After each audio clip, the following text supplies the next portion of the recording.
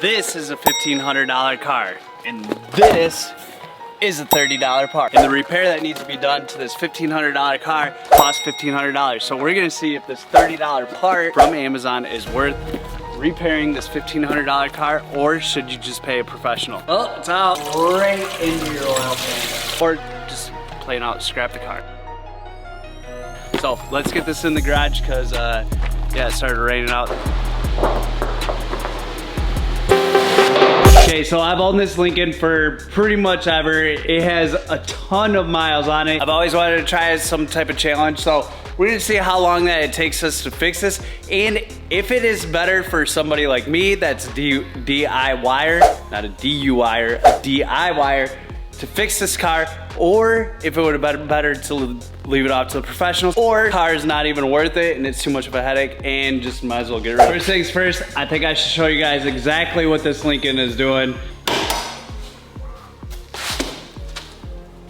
Ooh, a little slippery. I don't know if you guys can see it, but basically right down there is coolant that is running down, and it pretty much goes everywhere. So in order to do this water pump, you gotta get to this timing cover, which is over here, which means you gotta remove pretty much everything up here. Anyways, we're gonna drain the oil out of here and coolant, and then we're gonna get to work on this. See how much coolant is actually in here, because, yep, we'll just let that drain. But now that we got the oil and coolant drained, we're gonna start by removing all this stuff up here.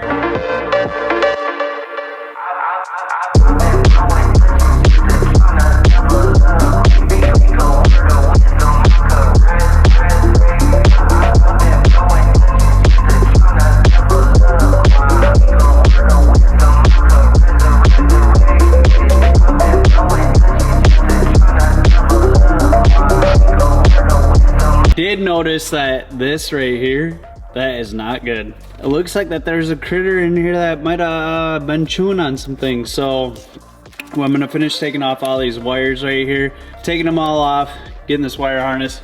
Then we can start disassembling this, taking off the motor mounts, pulling the coolant tank reservoir. In fact, I'm gonna do that next.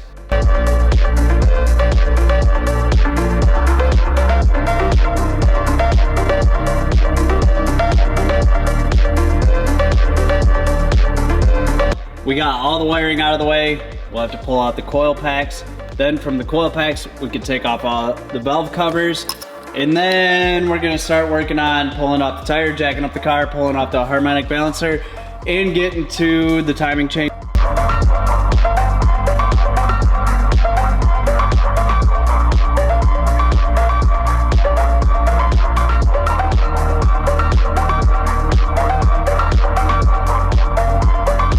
Now that we got the valve covers off and everything's done up here, now we can start by working on taking off the timing cover, but we're gonna have to pull serpentine belt, wheel, jack up. This job is moving along pretty fast, but there is, I wouldn't say that this is necessarily hard just yet. I would say a lot of 8mm, 10mm, but yeah, let's just keep this going. Okay, so I gotta remove this serpentine belt, but I'm having a little bit of a problem on trying to get it to remove because for some reason it is like completely seized in here. You put a ratchet inside of there's a spot for it, and then you just pull it, and then normally it works. So I think I'm just gonna pull the tensioner completely off. Tensioner. Well, that's pretty much froze up. So, tiny serpentine belt. So it looks like it's in pretty good shape too. Serpentine belt out. Okay, now we got the engine supported. Wow, it's really dark in here. Is that better?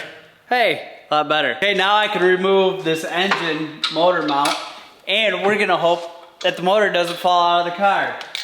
I kinda want it to fall out of the car because I don't know why I still drive this stupid thing. Hell, I don't even know why I'm fixing it. Yeah, that was kind of cool. You guys see that? That was kind of cool. We did it.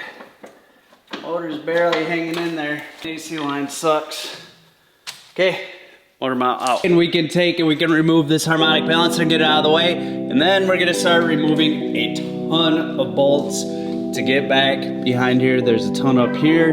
There's a lot up there. In fact, I'll probably put on the screen what it looks like because there's a lot. So let's dive into this thing. Let's get this thing knocked out.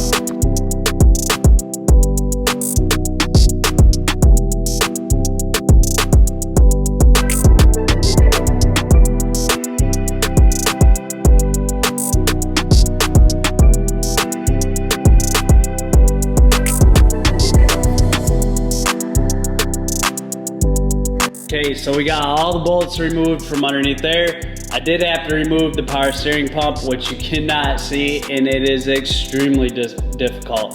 But now I can move up top and hopefully get this timing cover off, so let's move up top.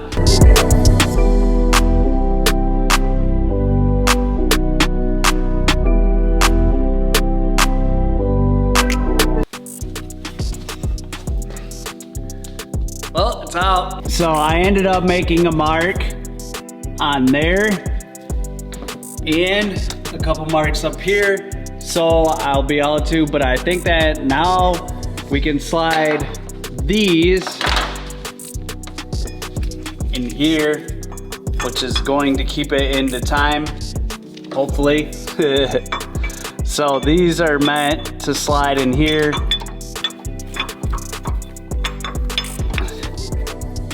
And that's how you keep the car in time. So now we can release the timing tensioner and start removing the water pump, which is right here. That's 8 millimeters. So we're getting there, but yeah, I'm gonna remove that tensioner.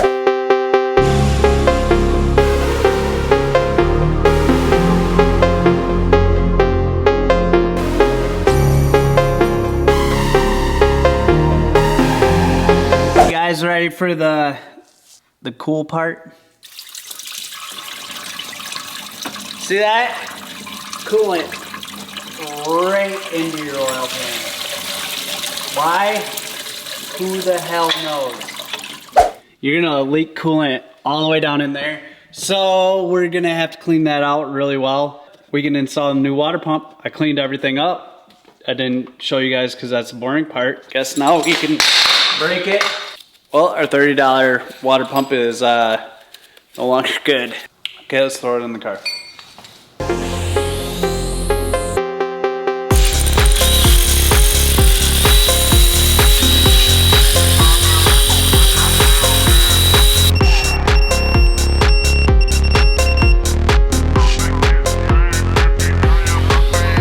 We're ready to put on some RTV and throw the cover on. I did clean up the cover, so.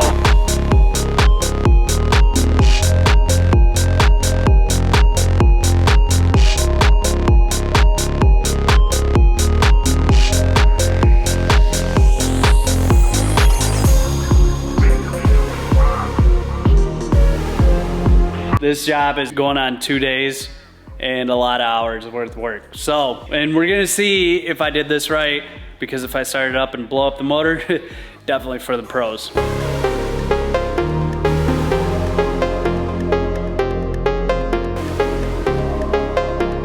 Okay, valve covers on.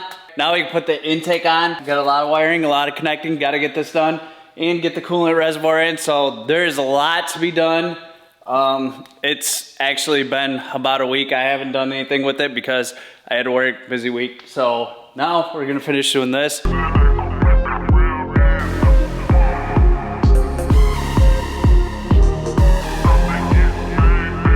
Don't forget your ground wires. I learned my lesson one time from that.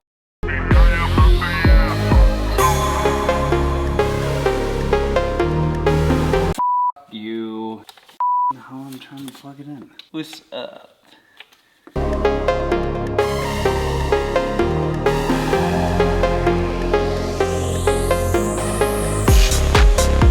Everything is hooked up. Everything is good. Serpentine belt on. Now we just got to put the air box on. And honestly, we're getting close. I'm still a little nervous about firing this thing up because I'm worried that I didn't get the timing right, but I'm not a professional. Honestly, this car isn't worth shit. so it doesn't matter. Let's put it in the air box.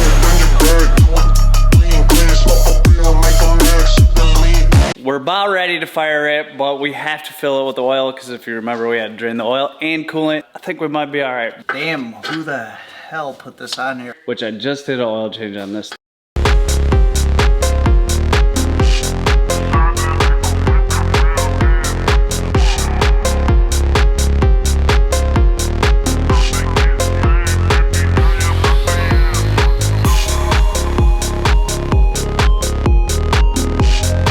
Now is the moment that you and I have been waiting for. We're gonna see if this thing will start, run, and we're gonna see if it makes some cool noises. So it's the moment of truth. I'm a little nervous.